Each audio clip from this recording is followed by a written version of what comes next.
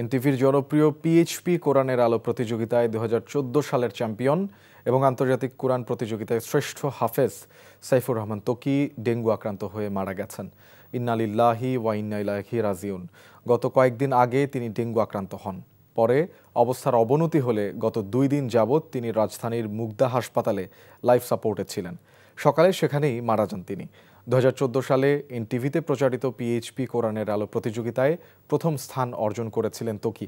তিনি 2019 সালে জর্ডানের রাজধানী আম্মানে অনুষ্ঠিত আন্তর্জাতিক হিফজুল কোরআন প্রতিযোগিতায় প্রথম স্থান অর্জন করেন। কোরআন তেলাওয়াত প্রতিযোগিতায় তিনি আরও একাধিক আন্তর্জাতিক পুরস্কার পান। বান্ডেল থাকলে প্রতি সেনমানিতে টাকা বাঁচবে। বিকাশ সেনমানি বান্ডেল কিনে জিতুন প্রতি লেনদেনে।